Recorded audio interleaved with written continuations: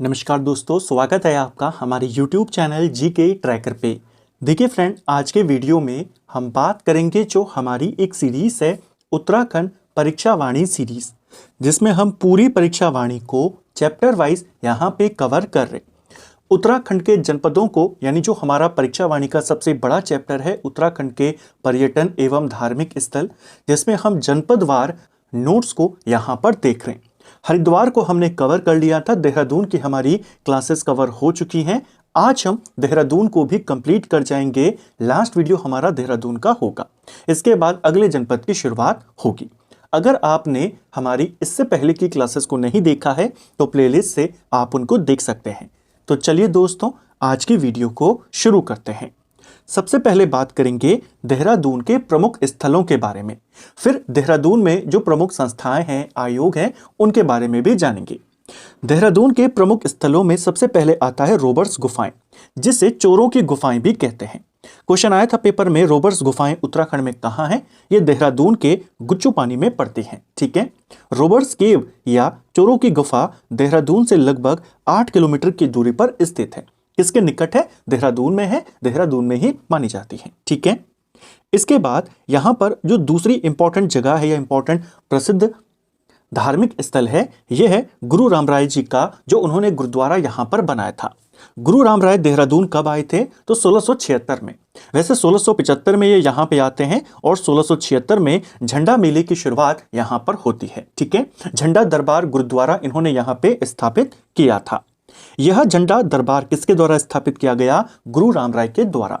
इसी में हर साल होली के अवसर पे झंडा मेले का आयोजन होता है। ठीक है, यह किस शैली में बना हुआ है? यह मुगल शैली में बना हुआ है। इसे भव्य रूप किसके द्वारा प्रदान किया गया? भव्य रूप इसे माता पंजाब कौर के द्वारा 1707 में प्रदान किया गया था।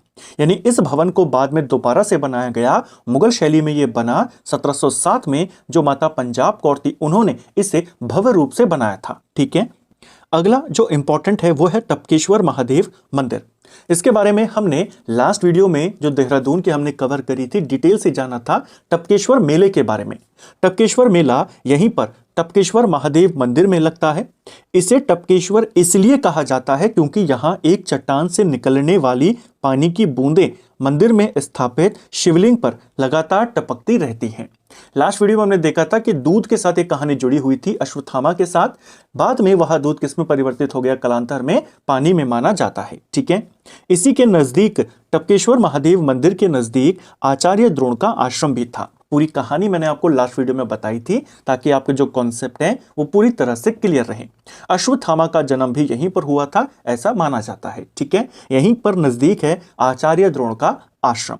यहां पर हर साल शिवरात्रि के अवसर पर मेले का आयोजन भी होता है। ठीक है, अगला है चंद्रबनी या चंद्रबाड़ी ताल। देहरादून दिल्ली मार्ग पर देहरादून से 7 किलोमीटर की दूरी पर है चंद्रबानी ताल, या गौतम कुंड के नाम से इसे जाना जाता है। पौराणिक मान्यताओं के अनुसार इस स्थान पर महर्षि गौतम, उनकी पत्नी और उनकी पुत्री अंजनी निवास किया करते थे। उन्हीं के नाम पर इसे गौतम कुंड भी कहते हैं। तो चंद्रबाड़ी या गौतम कुंड कहां पर है आपका? कुछ जगहों पर इसे चंद्रबनी या चंद्राणी भी लिखा गया है, दोनों एक ही चीज है।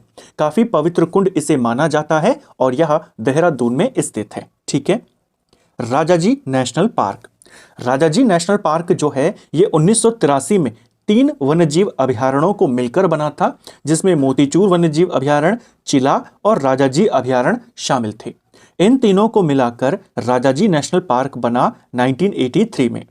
इसका क्षेत्रफल 820 वर्ग किलोमीटर है और इसका नाम जो भारत के आजाद भारत के पहले भारतीय गवर्नर जनरल थे चक्रवर्ती राजगोपालाचारी, उनके नाम पर रखा गया है। बेसिकली जो राजगोपालाचारी थे, इनको भी इनका जो उपनाम था वो राजाजी ही था, उसी के नाम पर इसका नाम राजाजी रखा गया है। ठीक है, अगला है सहस्त्रधारा जलप्रपात। सहस्त्रधारा जलप्रपात जो है, इसका जल गंधक युक्त है, यानी इस पर गंधक मिला हुआ है, जो कि त्वचा रोग के लिए काफी अच्छा माना जाता है। यह जो सहस्त्रधारा जलप्रपात है, यह वाल्दी नदी के तट पर स्थित है। सवाल आएगा सहस्त्रधारा। सहस्त्रधारा यानी कि 1000 धाराओं का स्रोत। ये भी देहरादून के नजदीक स्थित है, काफी फेमस स्थल है ये। यहां पर वाल्दी नदी बहती है, इसी के नजदीक से होकर बहती है वाल्दी नदी। ठीक है, माना जाता है कि इस जलप्रपात के जल से त्वचा रोग ठीक हो जाता है, क्योंकि इसमें गंधक यानी सल्फर मिला हुआ है, और इसके जल से स्नान करने से जो स्किन प्रॉब्लम्स होती है, त्वचा रोग होते हैं, वो ठीक हो जाता है। क्वेश्चन आता है पेपर में, इनमें से किस जलप्रपात के बारे में मान्यता है कि उसमें गंधक मिला हुआ है? तो सहस्त्रधारा जलप्रपात। ठीक है, और किस जलप्रपात में स्नान करने से त्वचा रोग ठीक होते हैं? सहस्त्रधारा जलप्रपात। देहरादून में और भी इंपॉर्टेंट जलप्रपात स्थित हैं, जैसे एक हमारा है हार्डी जलप्रपात। आपसे पूछा जाता है हार्डी जलप्रपात कहां पर स्थित है? देहरादून में। चंद्रबाड़ी ताल हमने ऊपर देखा, देहरादून में है। कांसरो ताल हो गया, इसके अलावा टाइगर जलप्रपात या टाइगर ताल, ये भी कहां है आपका? जो टाइगर प्रपात है जलप्रपात, देहरादून में है। किमोना जलप्रपात, शिखर फॉल, मैसी जलप्रपात, पटना जलप्रपात, ये सब आपके कहां स्थित हैं? देहरादून में आते हैं। ठीक है, और गंधक किस वाले जलप्रपात में है? सहस्त्रधारा। उत्तराखंड में गंधक सबसे पहले कब और कहां खोजा गया था? यह क्वेश्चन भी आता है। उत्तराखंड में सल्फर सबसे पहले 1957 में चमोली के रूपगंगा घाटी में एक गांव है सुदौला गांव, वहां पर खोजा गया था। ठीक है, अगला इंपॉर्टेंट जलप्रपात है टाइगर जलप्रपात। यह भी देहरादून में स्थित है, चकराता के नजदीक यह पड़ता है।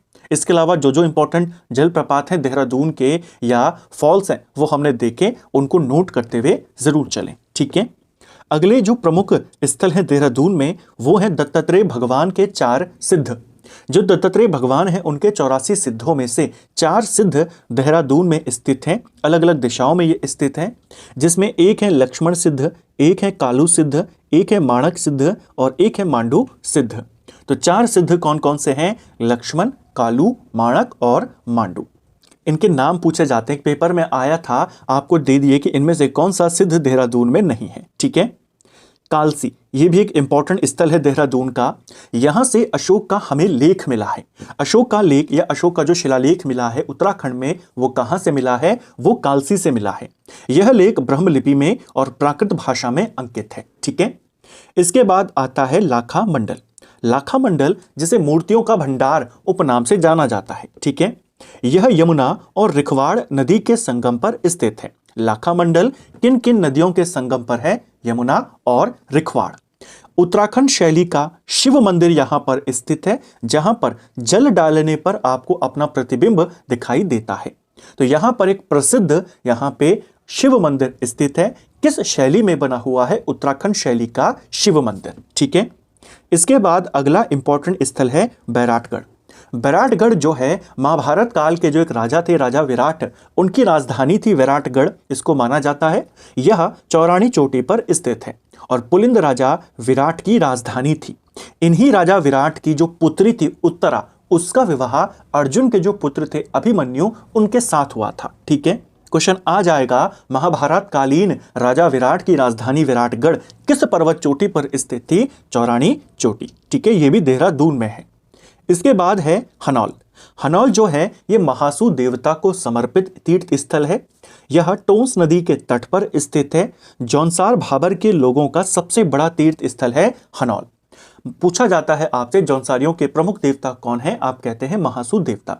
महासू देवता का सबसे प्रमुख तीर्थ स्थल कौन सा है? हनौल है। ठीक है, यहां पर जो मंदिर है हनौल मंदिर, यह है यहां हूण शैली में बना हुआ है। ठीक है, इसके बाद है चकराता। चकराता को पहाड़ों का राजा भी कहते हैं, ध्यान रखना।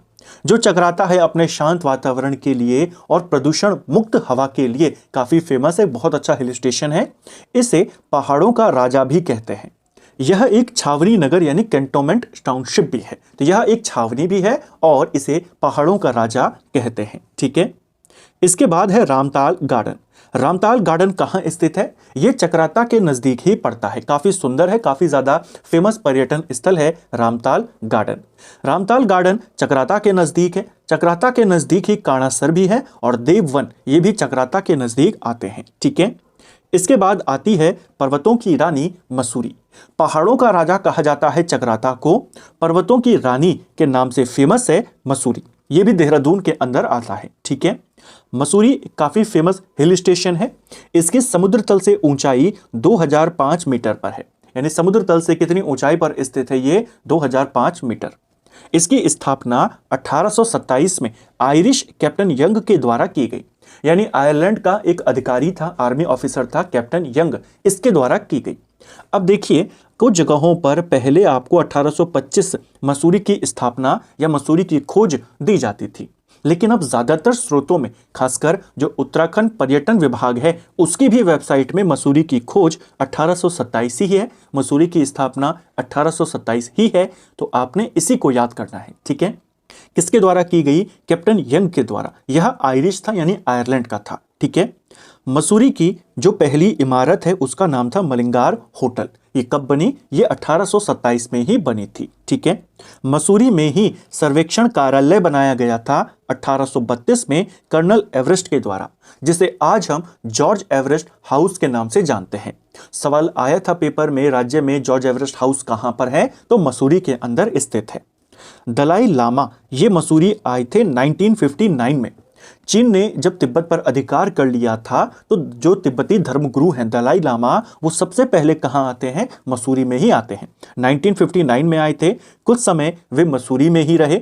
मसूरी से ही उन्होंने तिब्बत की जो पहली एग्जाइल गवर्नमेंट यानी निर्वासित सरकार बनाई थी वो यहीं से बनाई थी। बाद में दलाई लामा कहां चले गए? जो हिमाचल की धर्मशाला है वहां पर, ठीक है। लेकिन सबसे पहले वे मसूरी ही आए थे। कब? 1959। मसूरी को कई सारे नामों से जाना जाता है। मसूरी को गंगोत्री यमुनोत्री के मंदिरों का प्रवेश द्वार, भारत का एडिनब्रा और दून का ताज, ये सब नाम किसके हैं? मसूरी के हैं, ठीक है। तो ये कुछ इंपॉर्टेंट पॉइंट्स जो आपने ध्यान रखने हैं। मसूरी की जो सबसे ऊंची चोटी है इसे लाल टिब्बा कहते हैं। मसूरी की जो सबसे ऊंची चोटी है बेसिकली उसका नाम है डिपो हिल, और इसका जो फेमस नाम है जो ज्यादा चलता है वो है लाल टिब्बा। इसकी ऊंचाई 2275 मीटर है और यह मसूरी की सबसे ऊंची चोटी है। मसूरी की दूसरी सबसे ऊंची चोटी है गन हिल। गन हिल पहाड़ी भी मसूरी में है। यह मसूरी की दूसरी सबसे ऊंची चोटी है, 2122 मीटर इसकी ऊंचाई है, ठीक है। तो सबसे ऊंची चोटी है लाल टिब्बा जिसे डिपो हिल भी कहते हैं, और दूसरी सबसे ऊंची चोटी है गन हिल, ठीक है। ज्वालाजी मंदिर, काफी फेमस ज्वालाजी मंदिर जो है यह भी देहरादून में स्थित है। देहरादून में मसूरी के नजदीक है, बिनोक पहाड़ी पर पड़ता है, ठीक है। एक और फेमस मंदिर है भद्राज मंदिर। भद्राज मंदिर मसूरी से 15 किलोमीटर की दूरी पर स्थित है। भद्राज देवता जौनसर भाबर के प्रमुख लोक देवताओं में से माने जाते हैं। जो भद्राज मंदिर है यह भगवान बलभद्र यानी जो भगवान श्री कृष्ण के बड़े भाई थे बलराम जी, उनको समर्पित है, ठीक है। तो भद्राज मंदिर कहां है? भद्राज मेला कहां लगता है? आप कहेंगे मसूरी के नजदीक है, देहरादून में लगता है, ठीक है। सूर्य अस्त के समय ऊंट के समान प्रतीत होता है कैमल बैंक। राज्य में एक जगह है कैमल बैंक, ये आपके देहरादून में पड़ती है, मसूरी के नजदीक है। सूर्य अस्त जब होता है तो यहां पर हमें एक बैठे हुए ऊंट के समान यह प्रतीत होता है, जिस वजह से इसे कैमल बैंक कहा जाता है। कहां स्थित है? देहरादून में। विनोग माउंटेन क्वील अभयारण्य, ये कहां पर है? जो विनोग माउंटेन क्वील अभयारण्य है यह हमारा मसूरी में ही पड़ता है, ठीक है। जिसे हम आसान भाषा में या कॉमन नाम जिसका है मसूरी वन्यजीव अभयारण्य, उसका जो आधिकारिक नाम है वो ये है मिनोग माउंटेन क्वील अभयारण्य। इसे 1993 में स्थापित किया गया था। इसका क्षेत्रफल 339 हेक्टेयर के करीब है। यह विलुप्त पक्षी प्रजाति माउंटेन क्वेल, जिसे पहाड़ी बटेर भी कहते हैं, उसके लिए फेमस है, यानी उसके लिए जाना जाता था। हालांकि अब यह प्रजाति विलुप्त हो चुकी है। इसे अंतिम बार 1876 में देखा गया था, इसी इलाके में देखा गया था, इसीलिए उसी के नाम पर इसे विनोग माउंटेन क्वेल अभयारण्य कहते हैं। माउंटेन क्वेल अभयारण्य कहां पर है? अगर डायरेक्ट सवाल आएगा तो यह मसूरी में है, मसूरी वन्यजीव अभयारण्य इसी का नाम है, ठीक है। अब बात करेंगे देहरादून का ही एक उपनगर है ऋषिकेश। जैसे जब हमने हरिद्वार को पढ़ा तो हमने रुड़की के बारे में जाना, अब हम देहरादून के साथ साथ ऋषिकेश के बारे में जानेंगे। ऋषिकेश गंगा और चंद्रभागा नदी के तट पर स्थित है। किन किन नदियों के संगम पर है? गंगा और चंद्रभागा। यहां पर रभ्य मुनि की तपस्थली है। रभ्य मुनि ने यहां पर तप किया था, उन्हीं के नाम पर कहा जाता है, इसे ऋषिकेश नाम मिला, ठीक है।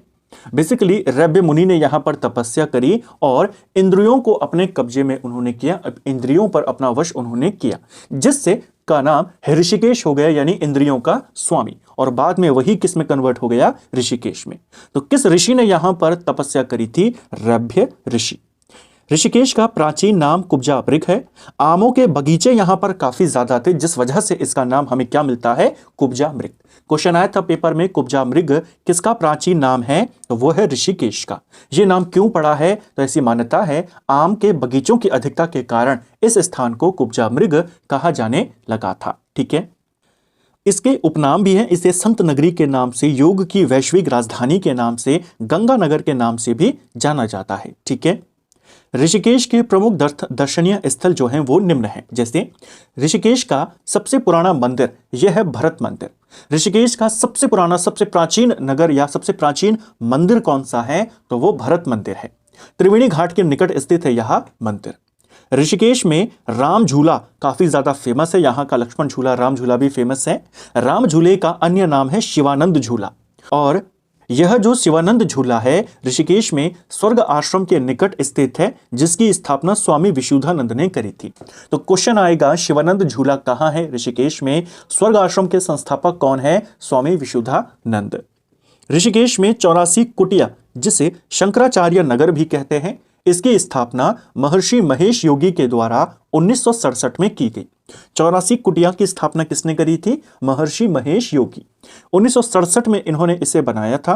काफी ज्यादा फेमस ये है, देश विदेश में ध्यान केंद्र के रूप में यह जाना जाता है। कई सारे फेमस लोग यहां पर आ चुके हैं, जिसमें सबसे फेमस था जो बीटल्स ग्रुप था, उसके भी कुछ सदस्य यहां पर आए थे, जिस वजह से इसे बीटल्स आश्रम के नाम से भी जाना जाता है। ठीक है, सवाल बनेगा, बीटल्स आश्रम किसके द्वारा स्थापित किया गया, महेश योगी के द्वारा 1967 में। 84 कुटिया इसका फेमस नाम है। 1985 में इसको बंद कर दिया गया था, 2015 में इसे दोबारा से खोला गया। ठीक है, अब हम देहरादून के जो इंपॉर्टेंट संस्थाएं हैं, आयोग हैं और साथ में विविध तथ्य हैं, उनको जानेंगे। देखिए, सबसे पहला है देश का पहला वन महाविद्यालय, यानी फॉरेस्ट रिसर्च इंस्टीट्यूट की हम बात कर रहे हैं। इसको लेकर बहुत सवाल आते हैं, FRI को लेकर। देखिए, देश का पहला वन महाविद्यालय 1878 में देहरादून में बना था। इसका नाम था फॉरेस्ट स्कूल ऑफ देहरादून। ठीक है, 1884 में इसका नाम इंपीरियल फॉरेस्ट ऑफ स्कूल हो गया। 1906 में इसको स्कूल से हटाकर रिसर्च इंस्टीट्यूट बना दिया। आज भी यह रिसर्च इंस्टीट्यूट है। इसीलिए जब आपसे FRI की स्थापना पूछी जाती है तो 1878 नहीं बताना है, आपने 1906 बताना है, क्योंकि FRI यानी फॉरेस्ट रिसर्च इंस्टीट्यूट ये 1906 में बना था। ठीक है, FRI को डीम्ड विश्वविद्यालय का दर्जा 1991 में मिला। FRI का जो मुख्य भवन है वह ग्रीक और रोमन शैली में बना हुआ है।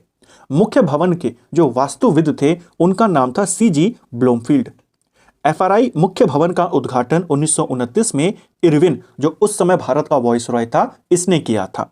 इसकी आधारशिला 1923 में रखी गई और 1929 में इरविन ने इसके मुख्य भवन का उद्घाटन किया। FRI का जो मुख्य गेट है, मेन गेट है, उसका नाम ब्रेंडिस गेट है। बेसिकली डिट्रिच ब्रेंडिस एक जर्मन विशेषज्ञ था। उसी के सुझाव पर भारत में वन विभाग बनता है 1864 में। उसी के सुझाव पर भारत का पहला वन अधिनियम आता है। उसी के सुझाव पर 1878 में यह वन महाविद्यालय बना था, जो आगे चलकर FRI बना। इसीलिए इसके मुख्य गेट का नाम उसी डिट्रिच ब्रेंडिस के नाम पर है, ब्रेंडिस गेट। ठीक है, देहरादून के कुलागढ़ में वन अनुसंधानशाला की स्थापना की गई। ये कब की गई? ये की गई 1929 के अंदर। देहरादून के कुलागढ़ में भी वन अनुसंधानशाला है, जिसे 1929 में बनाया गया था। देहरादून वन संग्रहालय, इसकी स्थापना कब हुई? सीधा सवाल आता है, देहरादून वन संग्रहालय कब बना? 1914 में। यह राज्य का सबसे पुराना वन संग्रहालय है। ठीक है, भारतीय सर्वेक्षण विभाग का प्रधान मुख्यालय देहरादून कब लाया गया? जो भारतीय सर्वेक्षण विभाग है, इसका जो हेडक्वार्टर है वो देहरादून में है।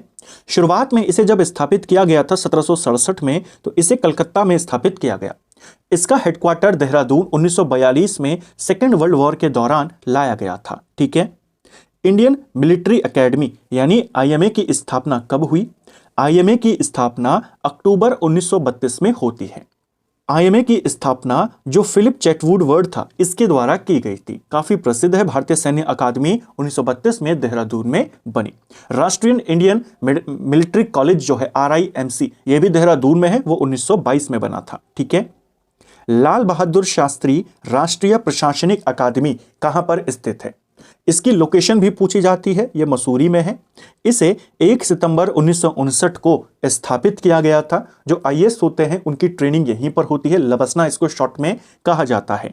इसकी स्थापना जब की गई थी तो नेशनल एकेडमी के नाम से इसकी शुरुआत की गई। बाद में 1972 में इसके साथ लाल बहादुर शास्त्री का नाम जुड़ा और 1973 में इसके साथ ये जो प्रशासनिक शब्द है ये जुड़ा। क्वेश्चन आता है लबसना का नाम जो पड़ा है लाल बहादुर शास्त्री जी के नाम पे, तो वो कब उनका नाम जोड़ा गया? 1972 में। और इसमें प्रशासनिक ये जो जोड़ा गया एडमिनिस्ट्रेशन के लिए, ये कब जोड़ा गया? ये जोड़ा गया था 1973 में। ठीक है। इंदिरा गांधी राष्ट्रीय फॉरेस्ट वन अकेडमी ये भी देहरादून में है। 1987 में बना था।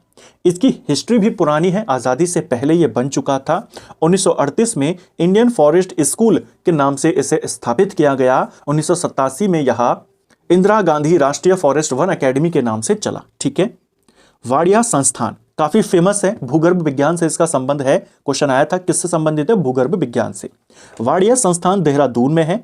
1968 में दिल्ली में इसकी स्थापना होती है और 1976 में देहरादून इसे लाया जाता है। ठीक है। स्वामी राम हिमालयन विश्वविद्यालय जो स्वामी राम हिमालयन विश्वविद्यालय है 1989 में यह बना था और इसे डीम्ड विश्वविद्यालय का दर्जा 2007 में दिया गया। ठीक है। अंतरिक्ष उपयोग केंद्र स्पेस एप्लीकेशन सेंटर जो सेक है हमारा, कहां पर है? Uttarakhand space application centre USAC इसका पूरा नाम है। यह देहरादून में है। 2005 में बना था। यह तो केवल एक शाखा है सेक की। जो ओरिजिनल सेक है हमारा स्पेस एप्लीकेशन सेंटर ये आपके अहमदाबाद में पड़ता है। ठीक है। उत्तराखंड में इसकी शाखा देहरादून में है। यूसेक यूसेक के नाम से जाना जाता है और फेमस है, पेपर में आ चुका है। भारतीय सुदूर संवेदी संस्थान ये कहां पर है? ये भी देहरादून में है। 1966 में इसकी स्थापना की गई थी। ठीक है। उत्तराखंड राज्य जैव विविधता बोर्ड का गठन कब हुआ था?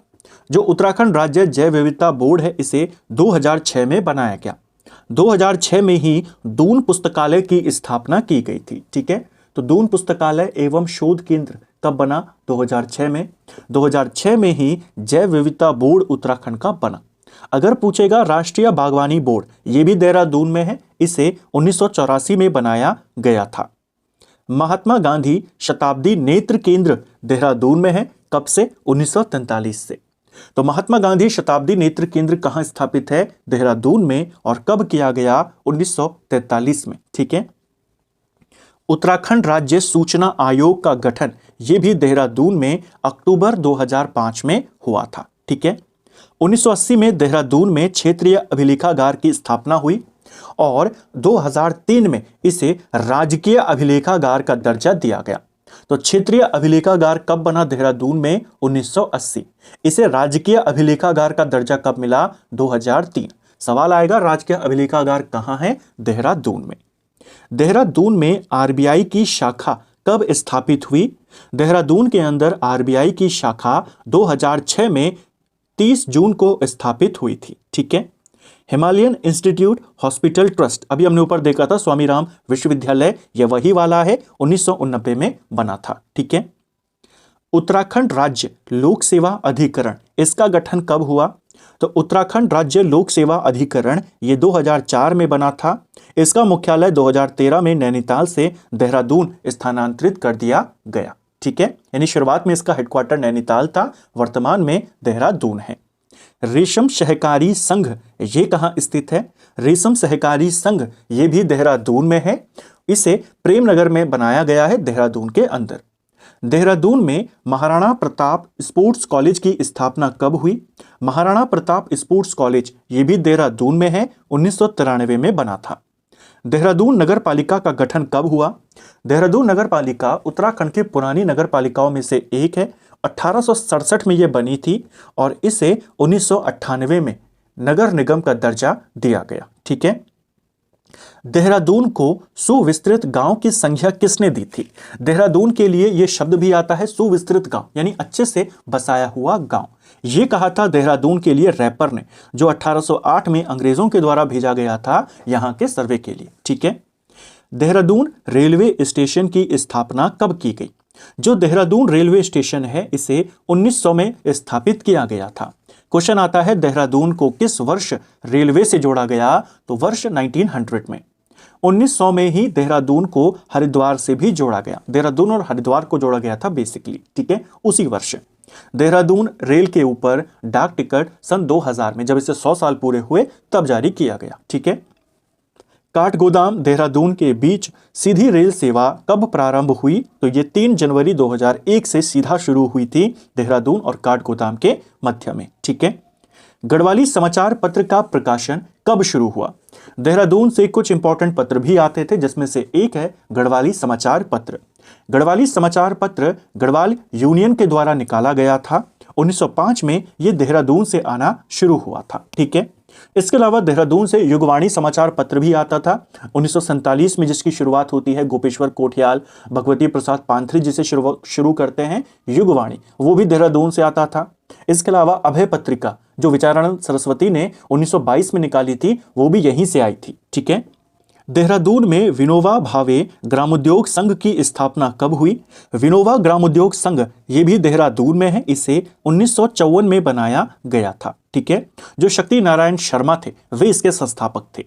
देहरादून घंटाघर का उद्घाटन किसके द्वारा किया गया? इसको लेकर के भी सवाल बना हुआ है। जो देहरादून का घंटाघर है इसकी नींव 1948 में उस समय की जो राज्यपाल थी संयुक्त प्रांत की, यानी यूपी की, सरोजनी नायडू, उन्होंने रखी थी। इसका उद्घाटन 1953 में लाल बहादुर शास्त्री जी के द्वारा किया गया था। तो उद्घाटन किसने किया और नींव किसने रखी, किस वर्ष रखी, ये दोनों बातें पूछी जाती हैं, याद रखेंगे। इसका जो वास्तविक नाम है देहरादून घंटाघर का, बलवीर टावर के नाम से ये जाना जाता है। ठीक है। तो फ्रेंड्स, ये था हमारा आज का वीडियो, जिसमें हमने देहरादून जनपद के जो प्रमुख स्थल हैं, जो फेमस स्थल है यहाँ के, उनको, उनके नोट्स को यहाँ पर देखा। उम्मीद करता हूँ आपको आज का वीडियो पसंद आया होगा। अगर आपको ये वीडियो पसंद आई है तो वीडियो को लाइक करें, चैनल पर नए हैं चैनल को सब्सक्राइब करें, अपने दोस्तों के साथ शेयर करें। वीडियो आपको कैसा लगा कमेंट बॉक्स में हमें ज़रूर बताएं। Thank you friends.